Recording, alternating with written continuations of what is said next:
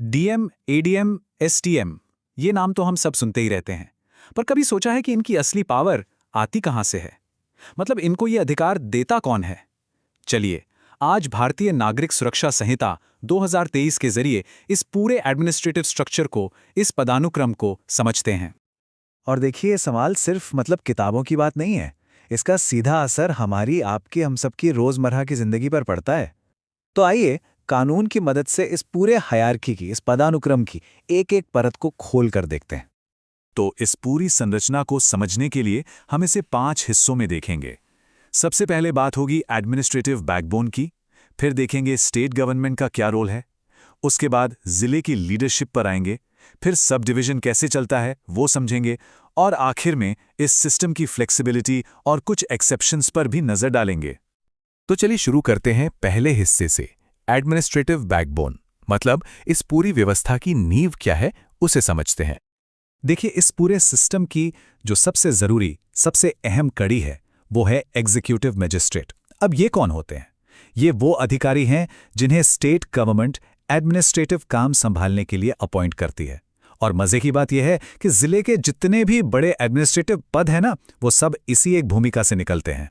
तो सवाल ये उठता है कि इन सबको अपॉइंट करने का अधिकार आता कहां से है? जवाब बहुत सीधा है, राज्य सरकार। आप इसे किसी बड़ी कंपनी के हेड ऑफिस की तरह समझ सकते हैं, जहां से सारे बड़े फैसले लिए जाते हैं। और देखिए, कानून इस मामले में एकदम क्लियर है। भारतीय नागरिक सुरक्षा संहिता का सेक्शन 14(1) साफ कहता है कि किसी जिले में कितने एग्जीक्यूटिव मजिस्ट्रेट होंगे, ये तय करने की पूरी शक्ति एक्सक्लूसिवली सिर्फ और सिर्फ राज्य सरकार के पास है। अच्छा, तो ये प्रोसेस काम कैसे करता है, ये समझना बड़ा इंटरेस्टिंग है। देखिए, स्टेट गवर्नमेंट सबसे पहले एक जिले में कई एग्जीक्यूटिव मजिस्ट्रेट्स को अपॉइंट करती है। सोचिए जैसे एक टीम बना रही हो, फिर उसी टीम में से एक को कप्तान बना दिया जाता है, यानी डिस्ट्रिक्ट मजिस्ट्रेट, डीएम। और अगर जरूरत महसूस हो तो एक वाइस कैप्टन भी हो सकता है, यानी एडिशनल डिस्ट्रिक्ट मजिस्ट्रेट, एडीएम। तो जिले के लीडरशिप में ये 2 मेन रोल्स हो गए, डीएम और एडीएम। चलिए अब ये देखते हैं कि इनके पावर्स में आखिर फर्क क्या होता है। यहां पर अंतर बिल्कुल साफ है। डीएम जो हैं वो जिले के सबसे बड़े प्रशासनिक अधिकारी हैं, उनके पास कानून के तहत सारी पावर्स होती हैं। वहीं जो एडीएम है, उनकी पावर्स डीएम की ही पावर्स का एक हिस्सा होती हैं। और ये हिस्सा कितना होगा, ये स्टेट गवर्नमेंट तय करती है। मतलब एडीएम एक तरह से डीएम के सहायक हैं, पर यह याद रखने वाली बात है कि उनकी पावर्स भी सीधे राज्य सरकार से ही आती हैं। अब देखिए, जिला तो एक बहुत बड़ी एडमिनिस्ट्रेटिव यूनिट है।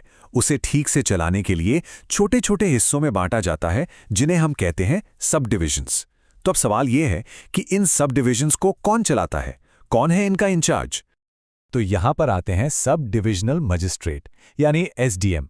सीधी सी बात है, जब स्टेट गवर्नमेंट किसी एग्जीक्यूटिव मजिस्ट्रेट को एक सब डिवीजन का इंचार्ज बना देती है, तो वही अधिकारी एसडीएम कहलाता है। ये एडमिनिस्ट्रेशन को ग्रासरूट्स लेवल के, यानी जमीनी स्तर के और भी करीब ले जाने का एक बहुत अच्छा तरीका है। और यहीं पे हमें इस सिस्टम का लचीलापन, इसकी फ्लेक्सिबिलिटी नजर आती है। मतलब किसी को एसडीएम का चार्ज देना कोई परमानेंट अपॉइंटमेंट नहीं है। स्टेट गवर्नमेंट अपनी एडमिनिस्ट्रेटिव जरूरतों के हिसाब से कभी भी किसी को ये जिम्मेदारी दे सकती है, और जब चाहे वापस भी ले सकती है। तो अभी तक हमने एक बड़ा सीधा साधा सा हायरार्की देखा, स्टेट गवर्नमेंट, फिर डीएम, एडीएम और एसडीएम। लेकिन जैसा कि होता है हर सिस्टम में कुछ एक्सेप्शंस और स्पेशल कंडीशंस होते हैं। तो चलिए अब इस सिस्टम की कुछ ऐसी ही इंटरेस्टिंग परतों को खोलते हैं। अब ये एक बहुत ही महत्वपूर्ण बात है। कानून कहता है कि स्टेट गवर्नमेंट अगर चाहे तो एसडीएम को अपॉइंट करने की अपनी पावर डिस्ट्रिक्ट मजिस्ट्रेट को, यानी डीएम को, दे सकती है। अब सवाल है, ऐसा क्यों? ताकि लोकल लेवल पर फैसले और तेजी से लिए जा सकें। इससे डीएम को अपना इलाका मैनेज करने के लिए ज्यादा फ्रीडम मिलती है। लेकिन सोचिए, अगर कभी डीएम का पद अचानक खाली हो जाए तो क्या होगा? क्या सारा काम रुक जाएगा? नहीं, बिल्कुल नहीं। कानून में इसके लिए भी एक बैकअप प्लान है। जो भी अधिकारी टेम्परेरी तौर पर चार्ज संभालता है, उसे डीएम की सारी पावर्स मिल जाती हैं। ये इसलिए ताकि गवर्नेंस में कोई ब्रेक न लगे जब तक कि स्टेट गवर्नमेंट की तरफ से कोई नया ऑर्डर नहीं आ जाता। और अब आते हैं सबसे सरप्राइजिंग प्रोविजन पर। सेक्शन 14(6) के मुताबिक स्टेट गवर्नमेंट एक एग्जीक्यूटिव मजिस्ट्रेट की सारी पावर्स किसी पुलिस कमिश्नर को भी दे सकती है। हाँ, ये जो हमारा ट्रेडिशनल स्ट्रक्चर है, उससे ये एक बहुत बड़ा डिपार्चर है और ये दिखाता है कि कानून स्पेशल सिचुएशंस के लिए, जैसे कि बड़े शहरों में लॉ एंड ऑर्डर बनाए रखने के लिए, कितना फ्लेक्सिबल हो सकता है। तो इस पूरी बातचीत का निचोड़ क्या है? मतलब हमें क्या याद रखना है? पहली चीज, ये एक टॉप डाउन सिस्टम है जिसकी कमान पूरी तरह स्टेट गवर्नमेंट के हाथ में है। दूसरी बात, डीएम, एडीएम और एसडीएम इन सब के रोल एकदम क्लियरली डिफाइंड है।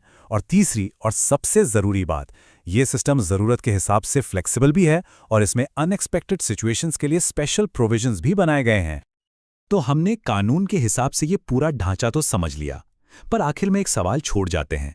जब एडमिनिस्ट्रेशन का हायरार्की इतना क्लियर होता है, तो एक आम नागरिक के लिए इसका असल में क्या मतलब है?